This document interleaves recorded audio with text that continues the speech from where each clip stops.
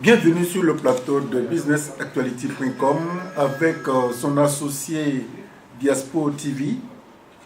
L'honneur nous revient aujourd'hui de recevoir une jeune dame, Gagou, pour ceux qui connaissent bien les ethnies en Côte d'Ivoire. Elle est de Doumé. Depuis 2010, 2011, 2009, pour ne parler que ces périodes, celle que nous allons rencontrer a pris à bras le corps l'injustice, le manquement démocratique en Côte d'Ivoire. Elle est sortie d'elle-même. Aujourd'hui, elle fait partie des icônes de la lutte pour le retour de la démocratie en Côte d'Ivoire. Nous allons recevoir Pulchérie Edith Balé, pour ceux qui la connaissent. Pulchérie est sociologue, elle travaille dans une grande entreprise ivoirienne que je ne voudrais pas citer. Elle est présidente du Forum des organisations de la société civile ivoirienne. Elle est coordinatrice de l'action pour la restauration de la dignité humaine. Et tellement de choses nous allons rencontrer. Veuillez m'accompagner à recevoir Edith Pulchérie Balé. Bonjour. Bonjour. Alors, Edith, la présentation que j'ai faite sur vous, est-ce que je me suis trompé? Bon, pas vraiment. C'est vrai que déjà depuis 2004, je suis dans le syndicalisme. Donc, avant 2017, je n'étais qu'une simple syndicaliste et j'appartiens au comité exécutif de dignité. Mais par rapport au combat pour la démocratie, la liberté, c'est à partir de 2017 que j'ai commencé. Et le virus vous est venu comment? C'est simple, il est venu quand on a constaté que après les élections de 2015, il y a eu le boycott de la majorité de l'opposition. On a constaté qu'à partir de 2017, les gens parlaient beaucoup de 2020. Les opposants comme ceux qui sont au pouvoir, alors que les problèmes qui ont été à la base de la guerre n'étaient toujours pas réglés. Les problèmes engendrés par la guerre n'étaient toujours pas réglés. Lesquels problèmes? Bon, le prétexte de la guerre, le prétexte officiel, c'est la CEI, puisque c'est une crise post-électorale. Mais en bas, les gens ont dénoncé l'ethnicité, des atteintes aux libertés. Il y avait des problèmes des terres aussi à l'ouest, beaucoup d'autres problèmes, les problèmes de nationalité, de l'état civil. Toutes ces questions-là sont toujours pendantes. À ces questions se sont ajoutées les conséquences de la guerre, notamment le manque de réconciliation, le rattrapage ethnique, les enfants microbes, l'insécurité en général, beaucoup d'autres. Et puis maintenant, il y a des problèmes liés maintenant à la gouvernance actuelle, qui sont aussi très sérieux et qui ne sont pas aussi réglés. Et tout le monde parle de 2020 comme si c'était les élections qui étaient importantes. Oui, mais quand vous parlez de manquement, de déficit, vous parlez de la démocratie, de la liberté, parce que depuis Paris, tout le constat que nous faisons en direction de la Côte d'Ivoire, pour peu on vous arrête, on vous fout en prison. Tout à fait. Est-ce que vous pouvez nous en dire un peu plus sur le plan de la démocratie, la liberté d'expression, la liberté de presse? Quel est le constat que vous faites de la situation aujourd'hui en Côte d'Ivoire? Le constat, c'est que tous les acquis démocratiques sont perdus. Il n'y a pas de liberté véritable de la presse parce que tous ceux qui sont de l'opposition, qui sont pour peu censurés, il n'y a pas de libéralisation des médias, il n'y a pas de dialogue politique sincère parce que le gouvernement s'est choisi son opposition et il n'engage pas de dialogue constructif avec toute l'opposition. Il n'y a pas de dialogue social. La preuve aujourd'hui, l'école est bloquée. Au lieu de régler les problèmes des enseignants du secondaire, on préfère dire qu'ils sont manipulés.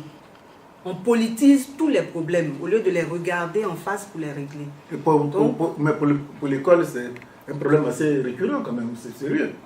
Oui, deux mois dans un pays, c'est beaucoup trop. Nous sommes dans la 7e semaine. C'est vraiment beaucoup trop. Au primaire, ça a repris, mais pas sur toute l'étendue du territoire. Et au secondaire, ça continue dans le public.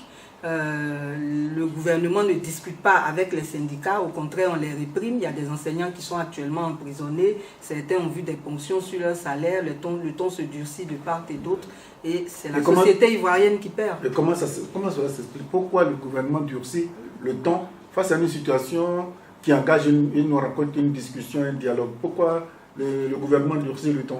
Bon, il est mieux placé pour l'expliquer, mais d'après ce que nous constatons, c'est que le gouvernement ne mesure pas l'importance du dialogue dans tout. Parce que quand on met le dialogue en avant, on fait des négociations, on trouve des compromis et puis on avance. C'est aussi simple que ça. Mais le dialogue n'est pas sa première arme. Et du coup, ça fait que c'est vraiment compliqué. Mais l'éducation nationale d'un pays, 7 semaines sans cours, est-ce que l'année ne va pas être déclarée une année blanche après? En tout cas, le spectre de l'année blanche plane. On verra bien si le gouvernement va se ressaisir à temps. Et beaucoup disent qu'il faut forcément que le président de la République limoge la ministre de l'Éducation nationale, Kandia Camara. Est-ce que vous partagez cette préoccupation? Bon, le plus important pour nous, qui sommes de la société civile, c'est que les problèmes soient résolus. Ce que nous souhaitons dans ce problème-là, c'est que le gouvernement s'asseye avec les syndicats d'enseignants pour trouver des compromis sur les revendications des enseignants. Parce qu'une chose est sûre, les revendications que posent les enseignants sont vraiment importantes. Figurez-vous que le coût de la vie a augmenté en Côte d'Ivoire. Vous avez des forces de l'ordre qui n'ont pas de niveau BPC, qui ont 70 000 francs de prime de logement. Et des enseignants qui ont Bac plus 3, Bac plus 4, qui ont 40 000 pour les enseignants du primaire et 50 000 pour les enseignants du secondaire. Vous voyez bien que ça ne va pas. J'ai même une amie professeure d'université qui me dit que sur son bulletin, sa prime de transport est de 7 000. Bon, vous voyez qu'il y a des choses qui ne vont pas. Donc l'éducation ne fait pas partie de des priorités du gouvernement ivoirien. Bon, apparemment, puisque... C'est ce que nous constatons. Voilà, il faut trouver rapidement une solution. C'est triste pour qu'un pays comme la Côte d'Ivoire, l'éducation nationale, c'est-à-dire la formation de base, ne fasse pas partie des préoccupations du gouvernement. C'est grave. Si c'est du voulu, je crois que le président de la République doit se pencher absolument sur ce cas de l'école ivoirienne. Alors vous qui revenez de la Côte d'Ivoire, paraît-il que vous vivez dans un état de méfiance, de doute, de crainte. Est-ce vrai? Oui, il y a la méfiance à tous les niveaux par rapport à ce que la Côte d'Ivoire même a connu. Des clans se sont créés. Vous savez bien qu'en 2010, au moment où la guerre est intervenue, on avait deux blocs. On avait le RHTP et la LMT. Aujourd'hui, les divisions sont telles que tous les blocs ont éclaté. Les partis, même en leur sein, sont divisés. Du coup, dans la population, la méfiance est généralisée. On politise même ce qui ne devrait pas l'être, comme le problème de l'école. Et finalement, ça pourrit la vie à tout le monde. Comment vous avez accueilli le divorce entre le président Bédié et le RHDP, Soro qui Bafouri Guillaume aussi, qui vient de claquer la porte? Comment vous vivez ça au quotidien, Dijon? En tant que société civile, nous trouvons ça très inquiétant parce que plus les gens se divisent, plus le spectre d'une nouvelle guerre se profile, d'autant plus que, comme je le disais tantôt, toutes les conditions sont réunies pour que le pire se passe en 2020. On a demandé la réforme de la CEI. Jusqu'à présent, le gouvernement ruse avec la question. L'APDH a obtenu par la Cour africaine des droits de l'homme et des peuples que cette réforme-là se fasse dans un délai d'1 an. L'arrêt a été pris le 18 novembre 2016. Ça veut dire que le 17 novembre 2017, on devrait avoir fini avec cette réforme. Non seulement ce n'est pas encore fait, ça a démarré début 2019, mais tout est flou, le mode opératoire n'est pas transparent. Donc il y a des raisons de s'inquiéter. Il y a vraiment des raisons de s'inquiéter. Alors, récemment, vous avez été à l'initiative d'une autre formation, d'une autre plateforme qu'on appelle ACI. Vous pouvez nous en dire un peu? Oui, en fait, la société civile ivoirienne n'est pas unie. Et comme on l'a dit tout à l'heure, les politiciens également sont divisés, alors que notre pays a des problèmes. Et il faut bien qu'on trouve des solutions vraiment réalistes à tous ces problèmes, et cela doit se faire dans l'urgence, en tout cas avant que 2020 n'arrive. Nous avons donc pris l'initiative de convoquer un atelier de la société civile pour réfléchir sur la situation sociopolitique. C'est de cet atelier qu'est né un nouveau mouvement Alternative citoyenne ivoirienne, alternative citoyenne par rapport à l'existant, par rapport à l'échec entre griffes des politiques à résoudre nos problèmes, alternative citoyenne pour rassembler tous les citoyens, quel que soit leur bord, au sein d'un mouvement qui va devenir une force de proposition pour que la Côte d'Ivoire sorte de ses problèmes. Mais le problème de la Côte d'Ivoire, c'est que la méfiance est telle que, même au niveau politique comme au niveau de la société civile, quand vous créez ces plateformes de réflexion et d'action, il y en a qui disent que si M. X ou Mme X est là, moi je ne viens pas. Comment vous arrivez à rassurer, à concilier tout ce mouvement-là? Bon, on espère que chacun va privilégier la Côte d'Ivoire pour comprendre qu'il faut bien que quelqu'un prenne des initiatives. Parce qu'on n'empêche personne de prendre des initiatives. Mais si on est conscient... Mais est-ce que c'est réel ce que je dis? Oui, c'est réel. C'est réel. Même au plan politique, il y a des qui disent que si le FPI d'Afi est là, le FPI de Babou ne vient pas. Tout à fait. Si Soro est là, moi je ne viens pas. Et la Côte d'Ivoire, telle que nous la voyons, les égos sont primes telles que, bon, les préoccupations pour sauver la Côte d'Ivoire, apparemment, ne sont pas les préoccupations de ces divisions en interne. Justement, on voudrait inviter, à travers Alternative citoyenne, tous les Ivoiriens à dépasser leurs égos, à dépasser toutes ces considérations-là. Mais qu'est-ce qui provoque ça? Qu'est-ce qui provoque ces égos-là? Bon, ça dépend. C'est-à-dire que beaucoup se lancent en politique pour leurs ambitions personnelles plutôt que pour servir le peuple. Et c'est ce qui s'exprime à travers ces attitudes. Sinon, on ne pourra pas comprendre que des personnes qui veulent le pouvoir ne soient pas capables de dépassement pour pouvoir guérir la Côte. Parce que tant que le pays n'est pas guéri, quel que soit celui qui le prend, il ne pourra pas gouverner tranquille. C'est pour cela qu'il est souhaitable que le pouvoir comme l'opposition comprennent qu'il faut qu'on se réunisse autour d'une table pour parler de façon franche, de façon directe de tous les problèmes qui minent notre société, trouver des solutions consensuelles avant de penser à des élections. Oui, l'orgueil. Sinon, mais l'orgueil fait que, bon, que ce soit pouvoir, opposition, et là le pouvoir, à la suite, je crois, d'un communiqué produit par le PDCI et puis les partis qui composent cette plateforme, ont produit un communiqué. Le pouvoir dit que ça ne les engage pas pour la réforme de la CEI, par exemple. Le pouvoir dit que, bon, ils sont des amusés qui ne tiennent pas compte de tout ça. Donc, quand vous voyez, qu'est-ce qu'il faut que vraiment les Ivoiriens fassent pour éviter le chaos demain? Ce que les Ivoiriens doivent faire, c'est ce que nous proposons à travers Alternative citoyenne. C'est se mettre ensemble. Parce que quand le pouvoir ne veut pas écouter l'opposition, quand le pouvoir ne veut pas écouter le peuple, il y a lieu que l'opposition et le peuple se mettent ensemble pour obliger le pouvoir à les écouter. Parce que normalement... L'obliger comment? L'obliger, bon, c'est graduel. Normalement, quand on va faire le lancement de Alternative citoyenne, on va approcher le pouvoir pour lui faire des propositions sur nos problèmes. Et la proposition principale, c'est vraiment une concertation nationale. Et il serait bien que ce soit le pouvoir qui en prenne l'initiative. Mais pourquoi le pouvoir ne prend pas d'initiative? Et pourquoi ce pouvoir-là se radicalise? Il a peur de quoi? Bon, c'est lui qui peut dire de quoi il a peur, mais ce que nous constatons, c'est que le pouvoir politise tout. Même les revendications qui sont normales, dès que vous les exprimez, en fait, on ne doit pas revendiquer. Ce qui n'est pas normal quand on est censé être en démocratie. Oui, mais si les rapports de force appartiennent au pouvoir... Il n'y a même pas de rapport de force véritable en fait, puisqu'on n'admet même pas qu'on s'exprime.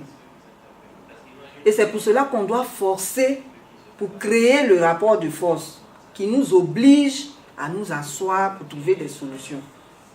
Et pourtant, nous sommes en l'an 2019 pour des gens qui ont fait des grands pays comme les États-Unis, venir prendre à contre-pied, fouler au pied la démocratie. C'est vraiment inquiétant pour la Côte d'Ivoire. Ouais. Alors, gilet orange, nous allons aborder le sujet. Oui. Vous portez votre gilet et qu'est-ce qui s'est passé avec le gilet orange et encore le pouvoir?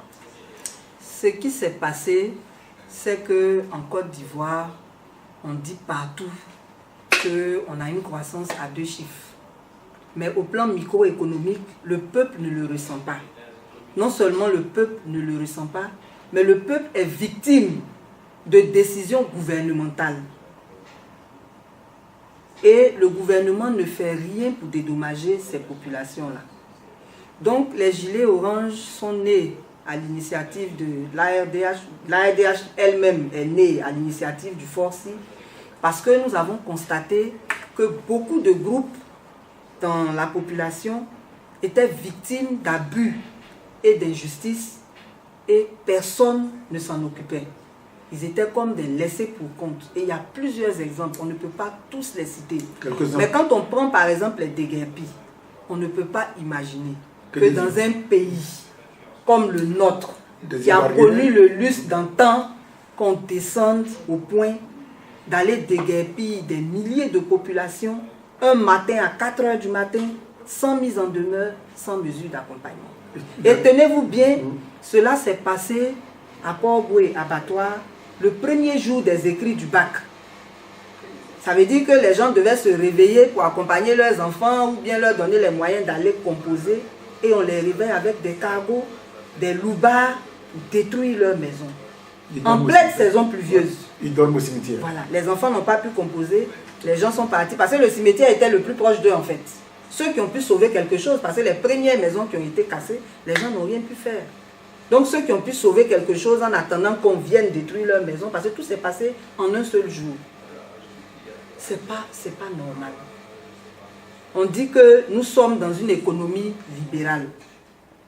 On donne le monopole des pompes funèbres à Ivosep. Que tout le monde sait être l'entreprise des pompes funèbres la plus chère en Côte d'Ivoire. Ivosep, c'est une entreprise de luxe. Ne va pas à Ivosep qui veut. Mais quand on confie le monopole des pompes funèbres à Ivosep dans le district, du coup, on met en mal 211 entreprises des pompes funèbres régulièrement constituées. Ces entreprises et leurs employés sont dans des difficultés aujourd'hui. Mais les populations ivoiriennes également... Même les corps, même les cadavres aussi, il faut les privatiser. Ah, mais c'est ça qu'elle a. Et les populations elles-mêmes sont aussi dans des difficultés parce qu'aujourd'hui, nous n'avons plus le droit d'enterrer nos morts selon nos moyens. Puisqu'il faut forcément payer un cercueil à Ivosep avant de pouvoir prendre son corps. Du coup, ça fait beaucoup trop d'injustice. Ça fait vraiment beaucoup trop d'injustice. Je ne parle même pas de la liberté d'expression. Vous avez eu l'exemple du secrétaire général de la COESI qui a été enlevé, séquestré. Et tout ça, c'est le gouvernement qui fait ça. Enlevé, séquestré pendant des jours, il réapparaît au parquet pour être jugé et envoyé à la maison d'arrêt. C'est pas normal. Quel que soit ce qu'il a fait, il y a des procédures. Un gouvernement ne peut pas se comporter comme un terroriste. Des gens encagoulés, avec des 4x4 qui viennent prendre le jeune dans la rue. Bon alors, gilet jaune et orange plutôt. Oui, gilet orange, c'est de ça qu'on parlait. Oui. Bon. En fait, nous avons rassemblé au sein de l'ARDH toutes les victimes d'injustice et d'abus qui sont des laissés pour compte. Pour leur dire, vos problèmes sont réels. Mais vous n'obtenez pas gain de cause. Mettons-nous ensemble, nous tous qui sommes faibles, ou d'une seule voix, revendiquer nos droits.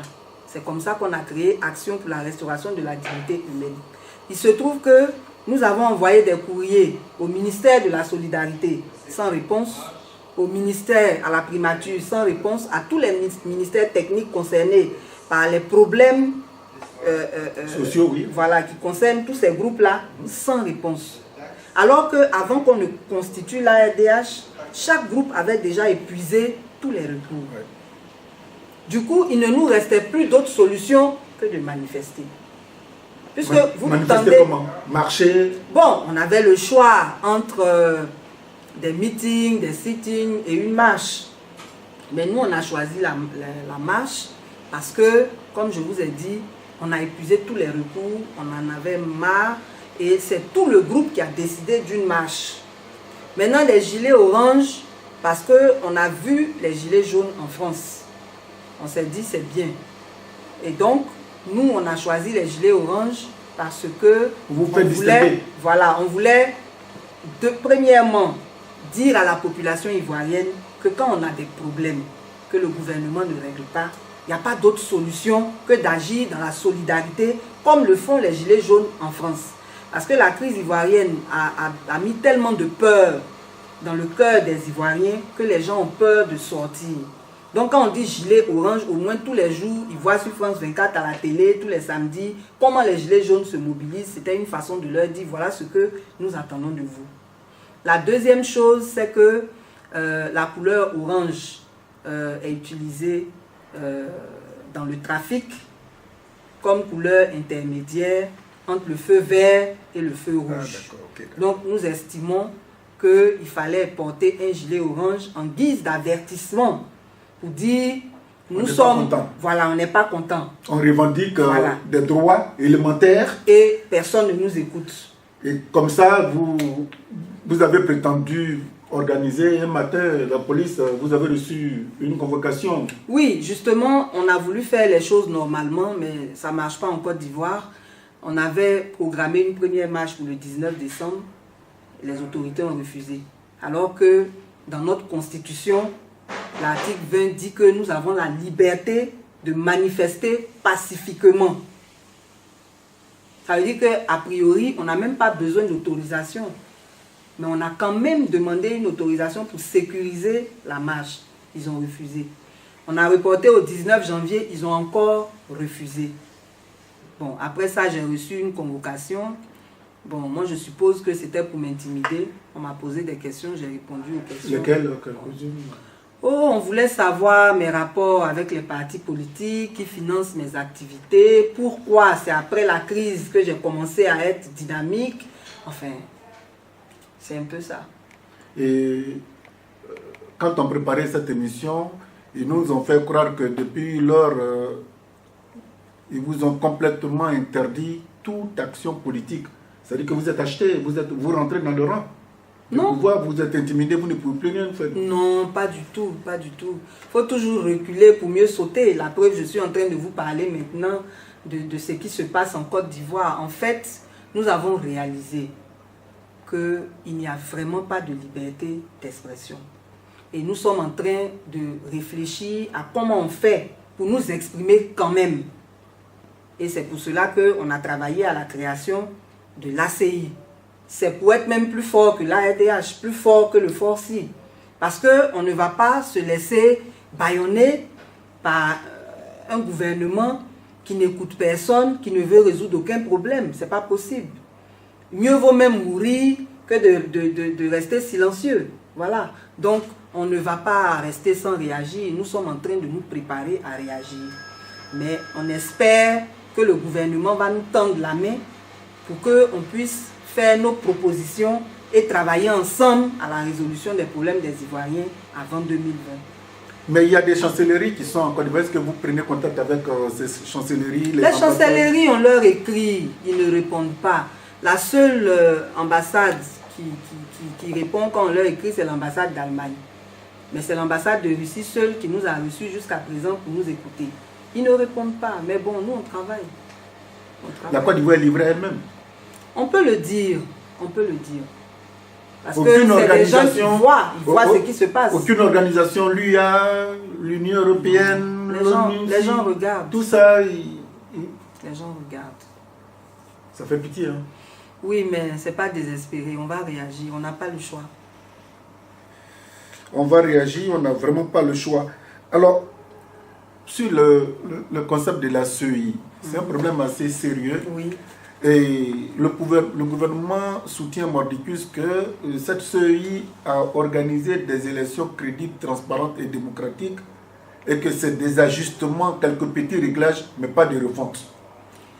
Vous savez, nous sommes tous Ivoiriens et nous avons vu comment les élections évoluent en Côte d'Ivoire pour aller de violence en violence, pour arriver même à une guerre. La CEI, selon le code, devrait être impartiale et indépendante. C'est pour ça qu'on dit commission électorale indépendante. Et c'est parce que justement elle n'est pas indépendante que l'APDH a posé sa requête à la Cour africaine de justice qui a reconnu son caractère non indépendant et non impartial et a donné injonction à l'État de réformer cette CEI dans un délai d'1 an. Mais est-ce que vous avez ressaisi cette cour africaine là? Bon. Vous l'avez ressaisi pour lui dire que le délai que vous avez donné au pouvoir n'a pas été respecté, que nous sommes toujours dans l'attente d'une recevabilité conciliante avec ce pouvoir. C'est ce qu'on devrait faire, mais je n'avais pas fini avec la première question. D'accord. La CEI, dans sa composition actuelle, a un représentant du président de la République, un représentant du président de l'Assemblée nationale, un représentant du ministre de l'économie, un représentant du ministre de l'Intérieur. Ça fait déjà 4 représentants proches du gouvernement. Et maintenant, on a 4 représentants du pouvoir encore. Donc, ça fait 8 représentants du pouvoir. 4 représentants de l'opposition et puis 4 représentants de la société civile. On ne peut pas dire que cette CEI-là... Elle n'est pas consensuelle. Voilà. Voilà. Elle n'est pas consensuelle. Bon, elle a travaillé en 2010, on a vu ses résultats. Elle nous a envoyé une guerre. Parce que le président lui-même est allé proclamer les résultats dans le QG d'un candidat, ce qui n'est pas normal. Elle a organisé dernièrement des élections locales. Ça a été encore des violences et des morts. Il y a eu mort d'homme, oui. Voilà. Et elle ne travaille même pas en respectant les procédures. Même le maire élu du plateau jusque-là n'est pas encore installé. Voilà. Donc c'est grave. On ne peut pas dire que cette CEI-là travaille de façon crédible. Ce n'est pas possible. En toute objectivité. Et c'est pour cela que et la société civile et les opposants exigent sa réforme avant 2020. Et ça devait être fini depuis 2017. Et si on est en train de ruser avec, il y a des raisons de s'inquiéter. Et si le pouvoir ne veut pas entendre les raisons? Ça sera au peuple de décider. Mais quand vous dites société civile, c'est qui société civile? Il faut définir ce mot société civile pour que les Ivoiriens comprennent que, mais on nous parle de société civile, mais c'est qui société civile? Quelle définition vous donnez au mot société civile? La société civile, en principe, c'est toutes les organisations non gouvernementales. Les ONG, les syndicats, toutes les associations, c'est ça. Mais la société civile, au sens large, c'est tous les citoyens. Mais en termes de représentativité, ce sont les organisations. Les organisations de défense des droits de l'homme, c'est même les religieux, voilà, tous ceux qui ne sont pas politiques. Tous ceux qui travaillent dans la société sans rechercher le pouvoir, mais pour le bien-être social. C'est tous ceux-là qui constituent la société. Mais est-ce que cette prise de conscience existe à tous ces niveaux que vous venez de citer là? Oui. Les religieux, ceci, cela. Est-ce qu'ils sont conscients de l'état de dégradation très avancée de la Côte d'Ivoire tel que vous nous le décrivez en ce moment? Bon, nous pensons qu'ils ne sont pas réellement conscients parce que on ne devrait pas avoir tant de mal à réunir toute la société civile autour de la Côte d'Ivoire. Aujourd'hui, il y a une crise de confiance avec les rois et chefs traditionnels parce qu'ils sont devenus des auxiliaires de l'administration. Du coup, ils sont utilisés par l'administration. Le président même de la Chambre des rois et chefs traditionnels est RDR déclaré. C'est pas intéressant. Les religieux, malheureusement pour certains, ont contribué à la crise. Du coup, la société civile, ça a décrédibilisé la société civile. Au niveau des organisations non gouvernementales, certaines sont arrimées à des partis, au lieu de travailler de façon objective pour les populations. Quand... Certaines travaillent de façon objective, mais elles s'en tiennent au développement, rien que le développement. Mais ça, c'est une hypocrisie, parce que le développement se fait dans la paix. Et quand le contexte n'est pas propice à la paix, la priorité, c'est de travailler à ce que la Côte d'Ivoire se stabilise. Quand vous faites ce diagnostic, ça fait peur, hein? Ce sont les réalités, malheureusement. Le président Henri Konan Bédié a lancé une plateforme, oui. Une plateforme qui n'est pas politique. Comment vous avez accueilli cette nouvelle? Bon, nous pensons que la volonté de rassembler est bonne. En sa qualité de doyen des politiciens actuels, il est quand même l'héritier du président Félix Houphouët-Boigny qui a prôné la paix, qui en son temps avait réussi à stabiliser la Côte d'Ivoire. Donc c'est de son devoir, quand rien ne va, de trouver des solutions pour que les Ivoiriens se rassemblent autour de la Côte d'Ivoire. Malheureusement, les égos dont on parlait tout à l'heure et les mauvaises ambitions ne font pas prospérer les plateformes, parce que nous avons trop de plateformes. Il y a des groupes, des partis politiques qui ne se mettent jamais sur la même table que d'autres, et ça fait que finalement il est difficile, même s'il a dit que ce n'est pas politique, c'est difficile de le prendre ainsi. Et donc nous pensons que c'est une bonne initiative, mais la meilleure initiative, c'est d'avoir une plateforme citoyenne, comme nous voulons le faire maintenant là, pour dire tous ceux qui veulent améliorer les conditions de vie en Côte d'Ivoire, le changement, venez, on va se mettre ensemble, politique comme société civile, au sein d'une plateforme, d'un mouvement citoyen, pour vraiment travailler pour la Côte d'Ivoire. Donc, comme la plateforme du président Bédié vous semble un peu politique, vous pouvez lui lancer un appel pour qu'il vous rejoigne, vous, dans votre... Oui, ça nous ferait plaisir et ça montrerait plus qu'une grandeur d'esprit. Parce que ce que nous disons, c'est que les différences entre les politiques font qu'aucune plateforme ne pourra rassembler tous les politiques. Alors qu'un mouvement citoyen rassemble en principe tout le monde, en tout cas tous ceux qui sont de bonne foi. Donc, qu'un homme de la carrure du président Bédié accepte de venir avec nous dans ce mouvement citoyen, c'est sûr que ça va forcément décanter beaucoup de situations. Oui, ça c'est sûr. D'accord. Alors, vous êtes à Paris, c'est dans quel cadre? Je suis venue à Paris dans le cadre syndical, mais j'en profite pour sensibiliser la diaspora. Parce que nous savons l'importance de la diaspora pour tous les pays africains. Quel que soit ce que nous faisons au pays, les gens demandent toujours l'aval, l'avis de la diaspora avant d'agir. Et comme nous sommes en train de prendre une initiative importante pour la Côte d'Ivoire, il était important pour nous de venir sensibiliser la diaspora pour lui demander de nous aider à convaincre tous les Ivoiriens à se mettre ensemble au sein de alternatives citoyennes pour pouvoir sauver notre pays. La deuxième chose, nous voulons communiquer. Au pays, ce n'est pas facile. Ce n'est pas facile de communiquer et à partir d'ici, nous pensons que ce que nous allons dire va avoir un écho plus large. Voilà. Alors, comment vous arrivez à concilier votre vie de famille à la politique avec tous les corrélaires que vous venez de nous citer, manque de liberté d'expression? Comment vous vivez vous-même au quotidien en Côte d'Ivoire? Bon, ce n'est pas facile, mais nous nous sommes engagés par conviction. Et la famille comprend ce que nous sommes en train de faire. Donc, elle-même nous soutient comme elle peut. Donc, c'est une question d'organisation. Mais actuellement, le combat prend le dessus sur tous les autres aspects. Ça, c'est sûr. D'accord. Nous sommes au terme de notre entretien avec Pulchérie Edith Balé. Ben, ça donne froid au dos. La Côte d'Ivoire est dans un état tel que il faut que tout le monde comprenne, pouvoir comme civil, que c'est un pays qui ne doit pas disparaître sur la carte du monde. Nous allons demander à notre invité son mot de fin.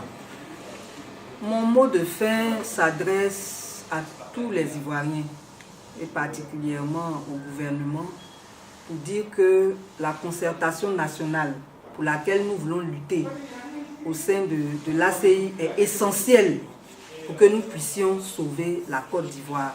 Aujourd'hui, les problèmes de la Côte d'Ivoire sont tellement complexes qu'il faut les regarder en face et ensemble trouver les solutions les meilleures pour avancer.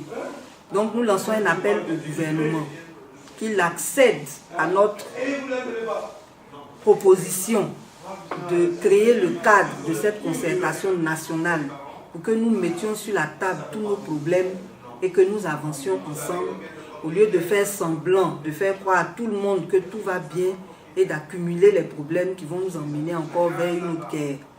Donc vraiment, nous lançons un appel à tous les Ivoiriens, mettons nos égos de côté, privilégions la Côte d'Ivoire et mettons-nous ensemble pour sauver notre pays. Mettons-nous ensemble pour sauver notre pays, c'est le mot de fin de notre invité. Mais pour résumer cette inquiétude, est-ce qu'il faut laisser la Côte d'Ivoire en état jusqu'à l'an 2020, organiser une élection qui sera chaotique? Ça, c'est un gros point d'interrogation qui inquiète tout le monde. Nous voudrions vraiment remercier notre invité. C'est moi qui vous remercie. Et tous les bons dieux veillent sur vous et que peut-être que ce que nous faisions puisse vraiment rencontrer l'oreille attentive du pouvoir parce que c'est lui qui fait le blocage. Monsieur Ouattara, et vous, votre gouvernement et le RHDP que vous êtes en train de composer, si vous voulez que la Côte d'Ivoire soit un pays de paix, il vous appartient de mettre de côté l'orgueil. Pour écouter tous les Ivoiriens. Écoutez tous les Ivoiriens. Et puis soyons aussi dans l'humilité, parce qu'on dit l'humilité précède la gloire. Amen. C'est tout ce que nous voulons vous dire. Et que cette rencontre apporte vraiment beaucoup pour que la Côte d'Ivoire soit détendue, que d'être trop concentrée dans la peur. Merci et à très bientôt. C'est écrit derrière justice pour tous. On veut que la Côte d'Ivoire soit un pays de paix, un pays de justice, un pays où il fait bon vivre, un pays où vraiment tout le monde se sente chez soi. Absolument. Voilà. Okay. Voilà, donc je vous offre ce gilet. D'accord. Voilà. Justice pour tous. Bon, merci.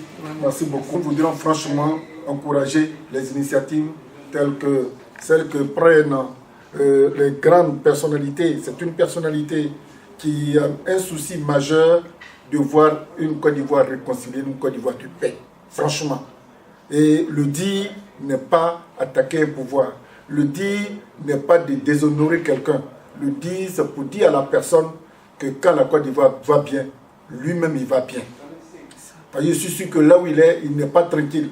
C'est pour ça qu'il y a des armées, il faut réformer ceci. Pourtant, il faut arrêter ça. Asseyez-vous et discutez. C'était le slogan du président Laurent Gbagbo. Vous avez un mot pour lui, le président Gbagbo? Oui, vraiment, on est content qu'il ait été blanchi. Maintenant, on attend qu'il revienne au pays. Ah non, on dit s'il vient au pays, ils vont l'arrêter encore pour... non, il va... Le nouveau président nommé de l'Assemblée nationale a dit que s'il descend, on va le foutre encore en tôle, le président Gbagbo. Ah bon? Ah oui, Bon. Dans tous les cas, nous, on attend son retour impatiemment et on croit que les conditions se créeront pour son retour. Merci et à très bientôt.